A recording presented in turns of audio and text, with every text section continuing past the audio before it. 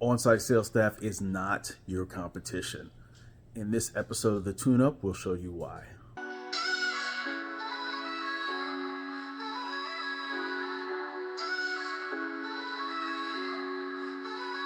Build your dream today. We'll show you the way. Luxury leads come to play. New homes here to stay. Marketing's our game. Elevate your name. Reach for the fame. Never just the same. We're the iconic agent. New construction's our lane. Teaching you the secrets to luxury gains. Digital wave we ride. Strategies we provide. No need to hide. Success is on your side. Close deals like a pro. Watch your profits grow. High standards we show. Feel that golden glow. We're the iconic agent. New construction's our lane. Teaching you the secrets for luxury gains.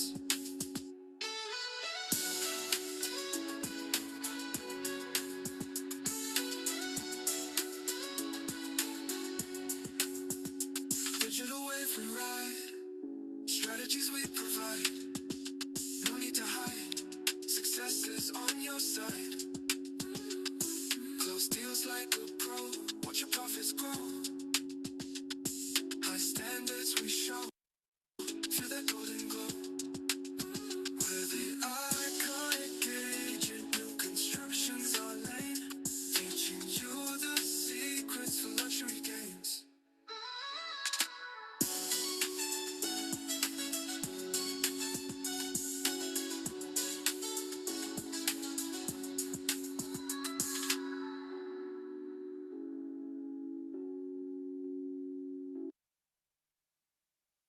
All right, so welcome to the Christmas Eve midweek tune-up, your quick midweek calibration for real estate, new construction real estate, mindset and marketing momentum.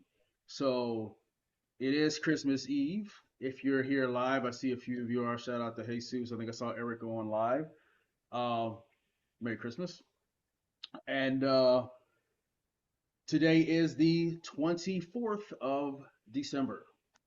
So once again, what we share here is completely actionable information. But if you want the skinny, if you want the how-to, as well as additional replays, recordings, coaching, assistance, we've had a lot of folks, especially over the last 2 years, that were like, we can't afford thousands of dollars of your training. So we've kind of condensed it between the podcast and the insider, as well as these weekly tune-ups. We're still giving you a bunch of value you can take action on and actually get results from if you implement it. But this is our coaching. You get exclusive software and tools. You get a bunch of AI prompts. I just dropped a few in there this week. We'll give you the explanation of the high-level stuff we'll talk about here. So once you're ready, it's $47 a month. Q1, it's going up to 97, so you'll want to get in and lock in a price now. We do have an upcoming training next week that will be walking through building your authority content effortlessly in 30 minutes with your phone and ChatGPT. It's not what you think. So I'm actually have to shoot a demo in the studio to show you exactly how this works. But there are some resources and tools already in the members area where we're going to show you how to. At this point, if you're not using AI, AI is not going to take over agents, but those agents that do not use AI, they will get overtaken by those that do. So it's an adapt or fall off at this point. So we're heavy into that. Nate and I just got off the phone about 15 minutes ago talking through some things that we'll share with you guys at some point. But we are your guides. We're going to show you what to do, how to do it, and we do things, everything, a lot of what I do is unorthodox anyway. But, we have some insider information, which is why it's called the Insider. We'll share that with you. So go to iconigagent.com/insider or scan this QR code and get access. So today's topics, keeping the theme of what we've been doing and what we've been talking about. Let me see here. So we got, boom, okay. So today we're going to quickly discuss I can get Zoom out the way. I'm having issues with tech today. All right. Building relationship with new construction sales staff, relationships with developers, finding buyer demand for new construction. There's actually methods that you can go to find out how popular is a specific area, specific community. We're going to discuss that briefly. And how to choose the most profitable project to attract buyers, whether it's new construction or whether it's luxury new construction. And as I've mentioned before, the process that we show you worked for $300,000 homes all the way up to $3 million and more. And I say that having used this exact process we've talked about between myself, between Nate, between me and Nate's partnership. We've sold $300,000 townhomes using this process and $3 million condos. And we had a call earlier this week with a $2 million condo out in Fort Lauderdale with one of the agents that we've partnered up with, using this exact same process and what we're sharing you. So we're not sharing theory here. This is the stuff that we actually do. What we share here, what we share in the Insider, and what we share in our accelerator, and I'll tell you about that later. That's something new we're doing. So let's dive into it. So Nate, do I got you on? I don't see you on the. I don't have my cameras and stuff up. Yeah, I'm here. You're here. All right, perfect. All right, so let's get started with, let's see, relationships. So, what is the importance of relationships in the way that we speak about it? Let's do it from three positions. And let me pull up my notes here. Where did they go? So we're looking at it from on-site sales staff, developers, and then clients. Yeah, yeah. Well, as many people know, I believe very strongly that relationships are the foundation of all your of all your everything you do, especially in business, right? That relationship with on-site sales staff, relationship with developers are amazing, and obviously your relationship with your clients is what makes you the money long term. The thing that I think a lot of agents sort of get anxiety behind is there are people out here who tell you that you have to build relationships with on-site sales staff uh, under a false premise. Like people don't know what to say when they go into when they go into a sales center, when a sales rep asks you, hey, do you have somebody right now? So they get coached, in what I believe is bad advice to say, yeah, I have somebody. I just want to get more information for them. And that to me, that's the worst thing you can say if you walk into a sales center and you don't have anyone. The worst thing you can do if you're building a relationship is to build a relationship under a false premise. To lie on the foundation, there's nothing good that comes from lying, when you're starting a relationship. And most on-site salespeople understand that you're coming in to get information. Like, you don't know if you have somebody for them or not. So the best thing you can say, even if you have people that are looking in that area, is, hey, I'm not sure, or I don't right now, but I want to know what buyers would work well with this project. I want to learn more about the development so that I can make sure I'm bringing the right types of buyers here. One of the easiest ways to do that is just say just that. You don't have to give them all this, bravado, all the other stuff. You just want to make sure you're building a relationship with this person so that they know, hey, I may have somebody, I may not, but I want to know more about the project to be able to see if this project works. And that foundational piece is just you building that relate. Hey, how you doing? Because from there, this isn't just a super formal relationship, right? You're going to learn more about them, how long they've been in the business, how long they've been with this developer, why they like this project, all of that stuff. And all of those things go into building a meaningful long-term relationship with that on-site salesperson, because the next part of that is when they go to the next project, you want to be one of those people that they call when they get to their next project, which is how you get the inside scoop on a lot of that stuff. Yeah, and one of the things that we talk about a lot, and you kind of covered it, but one of the things you never want to do as you're building a relationship with the on-site staff and your clients, never make the first time you meet the on-site rep the time you're taking the client there. Make sure you get to know them first. Yes, you should not be meeting the on-site salesperson and your client for the first time when you get to the sales center. You should not be meeting either one of them for the first time when you get to the sales center. Exactly. So, um, so we're looking at on-site sales. One of the other reasons, because in this whole process, and I see some folks here have been on the in our trainings. One of the things we get asked is with on-site, what if, it's a really amazing project, but they kind of like brush me off. That's why relationships are important. You want to make sure that you have a feel good, like you want to be their bestie. Contrary to popular belief, on site agents need us. Over 60% of their sales come from agents bringing their clients in. So they need you. So because they need you, they're welcoming. It's not the traditional adversarial, I'm the buyer's agent. I'm the seller's agent. We're going to do this until we sell. That's not how it works. When you walk in, it's like hugs and kisses, literally. Like if you go anywhere in South Florida with Nate and Nate walks in there, you hear high pitched Nate, and they come over and hug him. So, and I walk in a couple of places if someone like, hey Damon, but that's what you want when you walk in with your client, that automatically gives them that comfort and building that rapport. Like, oh, you know them. Like, yeah, that's my best. Like, we cool like that.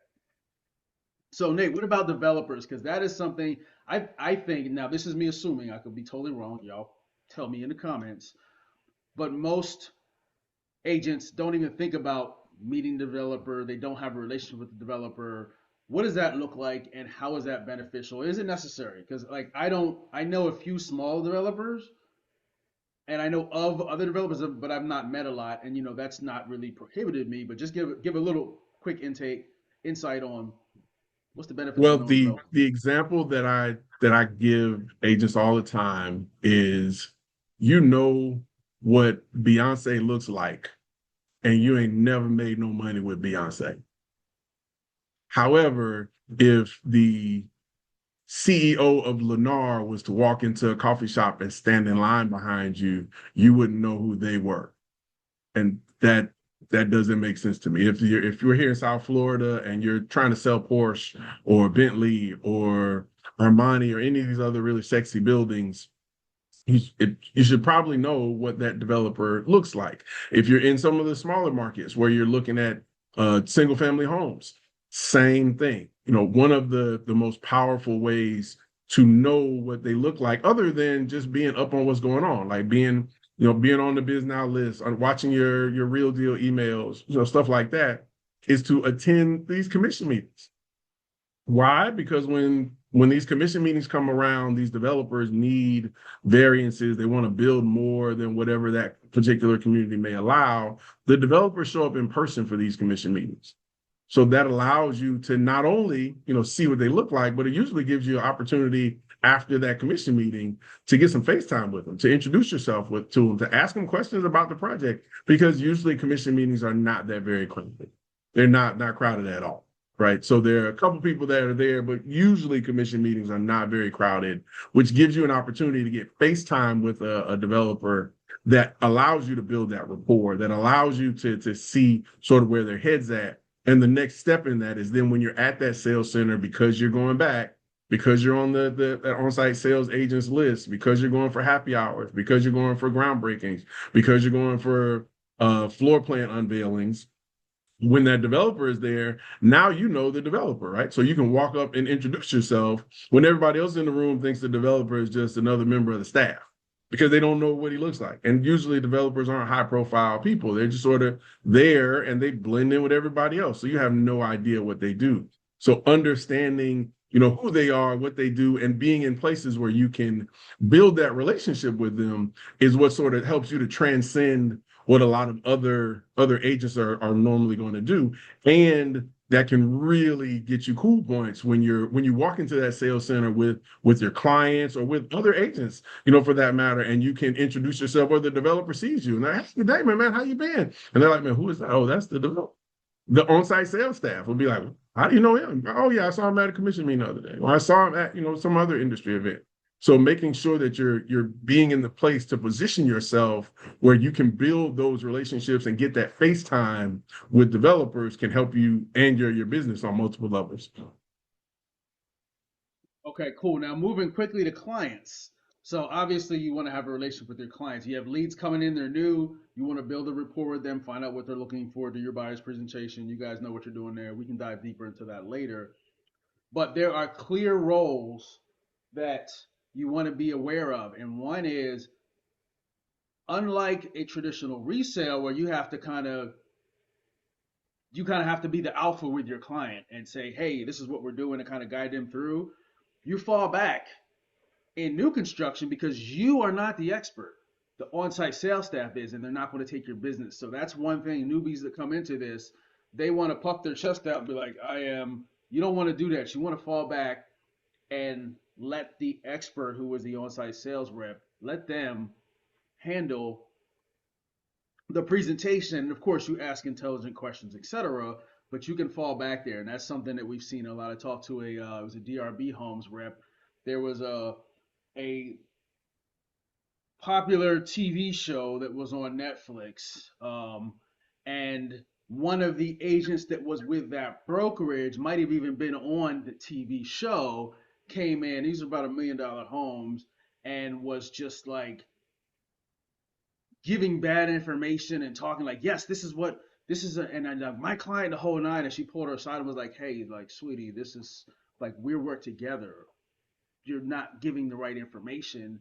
And the deal ended up not going through. We had a conversation around that, but that happens a lot where people do that because you're trained. New construction is completely different. So you want to make sure that because y'all are besties, you're there to support each other. You're partners. You're not adversaries with the on-site. So let them do what they do and you do what you do, which is have amazing customer service. So moving on to, so relationships are super important. Last week we talked about finding new construction. This week we talked about real relationships with the on-site sales staff. And the next thing we want to do is, as you're going to these communities, so let's say you want at least 5 communities because we need options. Because if you go to 5 communities and 4 of the reps were jerks and you were ready to just slap the mess out of somebody because they were just not welcoming, well, that leaves you with 1 property. So we need options. Plus, like we talked about last week, you want to make sure that you document this. You build your own internal off-market new construction database because, again, depending on where you are, I'd say upwards of 50% of the new construction and pre-construction inventory is not in the MLS. That is the first place agents have been trained to go. So you're going somewhere and you can't provide information to your clients because you don't have it if you're only using the MLS. So that's why it's important to bring out your own MLS. You follow what we talked about last week, build out your own database, and you kind of see who you like and who you didn't, leave notes in there, the whole nine. But once you have those, if you're looking to market one, there are ways that you can go out and find the buyer demand. The easiest way is when you go on site, talk to the on-site folks. Nate, how do you get insight into the demand when you go in to a new project, whether it's a new project, you don't know the person, or somebody that transitioned to another project? How do you find out, demand from talking to on-site reps? Yeah, well, knowing the questions to ask, you want to make sure you're asking them what kind of traffic are they seeing. You're asking them about other projects because they're going to compare themselves to the traffic that those other projects are seeing. So making sure that you know the way to approach these on-site salespeople, and in many cases, you don't necessarily even have to ask because this is part of their presentation. This is part of their pitch. When it comes to on-site salespeople, we being the brokerage community are just as much their clients, if not more so, than the actual end users. So when we come in and you're asking those questions about, what kind of traffic are you seeing? Where are you seeing the traffic from? What type of buyer profiles are you seeing? They're going to be able to tell you where that demand is coming from, which then gives you insights into being able to build your marketing out, appropriately. That's why having those great relationships with them and presenting your relationship with them to your clients as a team sort of approach. So you're able to confidently tell potential buyers, potential clients, hey, I have great relationships with local developers, with local on-site sales staff, so I can get you information that other people can't get you, and you're not just saying it to say it. You're saying it because when you go in to meet these on-site salespeople, they're giving you advice, they're giving you insight, they're telling you what's going on, where that demand is coming from, and a lot of times that's information that other agents don't have. Exactly. And there's another strategy you have when we go in there, but that's something we only reserve for insiders and closed doors as far as on site. And you guys probably know, I see a couple of y'all are insiders, you know where I'm going with that. But something else you can do, there's two things actually. The first one that just popped in my head, you can go to your favorite AI tool and look for relocation data. So you can get relocation and migration data for, let's say, Atlanta, Georgia, where are people moving from that are buying in this price point, or Fort Lauderdale, and the migration data will come back, and you can use that as guidance for the marketing. That's kind of out of the scope of what we're talking about today, but that's just some quick idea that came to me. And that's actually something that I've done recently for a project we're working in Fort Lauderdale. But as far as finding buyer demand, you can also find out, I know their AI is doing a lot of interesting things, and the market is changing. There's a lot of like AI search. People go to ChatGPT now. They go to Perplexity. They'll go to Claude to search for things, but they still use Google, especially folks over 40. Google's a verb. We've been Googling forever. So you can get demand data from Google simply by going to the Google Ads Keyword Planner. There's Uber Suggest that we use, and my favorite is Keywords Everywhere, where you can type in the name of the community or the area, and it'll give you insight on how many people are searching for that. So if we're looking for, 11 Miami condos for sale, we can see how many people are looking for that. And based on the demand and the relationships, this is how we move to the next piece, which is choosing the right project, choosing the most profitable project. So the data will tell you, so we see thousands of people are looking for this. Okay, thumbs up. But if they were jackwagons and didn't pay you any attention and gave you cold coffee and made you sit there for 3 hours before they had a conversation with you, or a client came in and they just ghosted you, you're probably not going to want to deal with them, because you want to deal with people that want to deal with you. Now, you can put it in your back pocket and go there if you need to, but if you're doing the research, you really want to make sure that you have ideally the most amount of demand and the best relationship. So give a little insight, Nate, into why relationships is greater than the data, because we've seen some really amazing projects that when we had the conversation, the agents are like, they're excited about the project, and we asked, well, how was it when you went in? Yeah, well, they really didn't ignore. They ignored me, and nope. Don't even put it in your back pocket. Put it in your database. Find another project, because you don't want to go there. But give a little insight into that, because I know we've had several stories where that's happened, and it's even happened to you with the on the flip side with the fish project.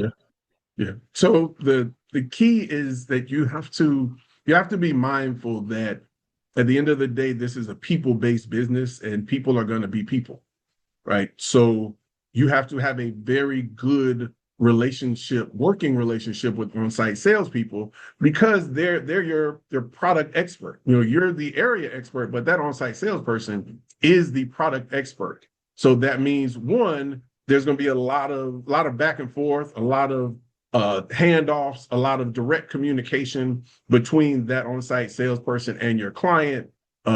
They're going to ask a bunch of questions. They may even ask the same questions when you're not present. You want to make sure that your answers are consistent, because you have a good relationship with them. You also need to be able to make sure that if you, in the instance where you get a client that's questionable, or a online lead or something like that tries to circumvent you, that you have someone that's going to advocate for you. That if that client comes into the sales center with you, leaves after you give them all this great information, and comes back with their cousin who's a real estate agent, that you have somebody on site that you have a relationship with, that's going to make sure that you're taken care of if it's at all possible. That they give you a courtesy call to say, hey, Damon, this guy just came in here with you, and then the next day he came in here with this other person who says they're a real estate agent. So making sure you have great relationships with on-site salespeople. That's why you're partnering with them to get deals done. This isn't just a, hey, we're just going to show up and bump heads and try to ram something through. You need to make sure that you're building meaningful relationships with these folks, because they're also the people that are going to be able to tell you about all the developer incentives, about stuff that other agents may not know about stuff that's coming down the pipeline. There's going to always be stuff that they don't necessarily release to the general public, and they may not share with all the agents because they don't have to. So you want to make sure you have the best relationship possible, because that increases your chances of getting a deal done, but getting a good deal done with good people that you're working with. And something else on the relationships is we can't express enough how important it is to have a relationship with on-site, because negotiations become easier, incentives become easier. I was looking at doing exactly what we're talking about today, looking at some townhomes in the Tampa Bay area, and we were going through the home. It was in the middle of the summer. The air wasn't working because they were still building. They're finishing it up. So we walked up the stairs to the rooftop where it was cool, and we're having a conversation, and we're just going back and forth. Just met this lady. I had met her before, but it was real quick. We vaguely remembered each other, so we got a chance to know each other. We had some other folks that we knew in common, the whole nine. So we're having a conversation, and she says, you bring us a client, we'll pay. They're paying 3%. If you bring us a client, we'll give you 4%. And I was like, now, mind you, they started at 800,000. So I'm like, oh, okay, well, and I said to her, appreciate that, but I'll bring a couple buyers first so you guys know that I'm serious, and then as things come up, I'll ask for that 4%, because I'm just starting to bring things through. She was like, no, you didn't hear me. You have a buyer now, we'll pay you 4%. I was like, all righty then. And that was from the first, conversation. Mind you, we were on the rooftop for like an hour talking. But that's the power of relationships. That might not have been said to another agent. Maybe the other agent was a jerk, or they didn't vibe like that. That was where relationships come in. So that's just a little hint. So the last piece before we wrap it today is, let's say you have 15 great projects. How do you prioritize them? This is how we prioritize if everything aligns right. Of course, the relationship's the most important. If we hit it off with them and the numbers don't look as good as something the numbers look great on, we'll usually go with the relationship for that fact. But what you do is you want to set up a spreadsheet. Now that you have the demand, put the total demand down. What's the total number of people that are searching? If anything over 1,000, I'm like, it's good. We don't need to sit there and like go deep into. But you take the demand, take the minimum price point. We like to use very conservative numbers. Take the minimum price point of the starting price of the home, the commission they're paying, the name of the project, the inventory. Now, inventory is a little tricky, but it's easy to remember. How many total homes are they building that can still be sold? Not how many quick move-ins are ready, how many total homes. So if there's 10 quick move-ins, but they're building 500 more, this is a long game. We're talking about 500. Put the number of inventory down, and then your goal. So let's use basic math. If they're building 100 homes and your goal is to sell 5%, that's 5 homes. And then you just do the math. So you take the goal output. So those 5 homes times, let's say it's $10,000 commission. That's $50,000. Tally that up, and then the demand. So we're looking for the most amount of inventory and the most amount of buyer demand. Once you see that in a spreadsheet, you can look before you waste any time on any marketing efforts, and you can prioritize where to start, where not to worry about. But again, relationships is greater than data. Now, visually, that makes more sense. So what we'll do with what we talked about today, as usual, if you go to theaccountingagent.com/tune-up, we're going to give you not just this replay and all the other replays. You'll also get the tools the prioritization spreadsheet with an explanation of how it works, an infographic about what we talked today, and any links and resources we talked about. You go over to the iconicagent.com/tune-up. That's absolutely free training and free information that we'll be providing you. If you want in-depth, over-the-shoulder how-tos, that's where you go to the um, insider. So I want to bring up this real quick. So today's topics were relationships with new construction sales staff, developers, and clients, finding buyers, demand for new construction, and then how to choose profitable projects. So coming up, we've had several questions. You can get the cheat sheet and more at theiconic.com. We've had several requests about a hybrid. Some folks can't travel to our events, and then some folks don't trust themselves or need accountability doing it themselves. So we have a hybrid event that's coming up in February. We'll give you more information about that, but for now, it's a 6-week new construction buyer attraction accelerator. We're building the waiting list. Now, the waiting list isn't wait around and do nothing. The waiting list members receive 5 weeks of free new construction training. So this is in depth. It starts on Monday, December 29th, 2025. We're going to show you how new construction actually works in today's market, how to find inventory that doesn't show up in MLS, how builder incentives are impacting monthly payments and total savings. A lot of agents aren't really familiar with how to be able to articulate, explain that. We've got tools that we'll be giving you to make it easy. How to identify which communities have real buyer demand right now, like we talked about, and you get priority review when applications open in January for this first cohort. So if you go over to the iconicagent.com/waiting list, you can get on the waiting list for the first new construction buyer attraction accelerator, which is a 6-week new construction lead generation cohort. But in the meantime, we're going to give you some pre-training, which is 5 weeks of free new construction training. So head on over there, and we will see you guys on the next one next week. Yes.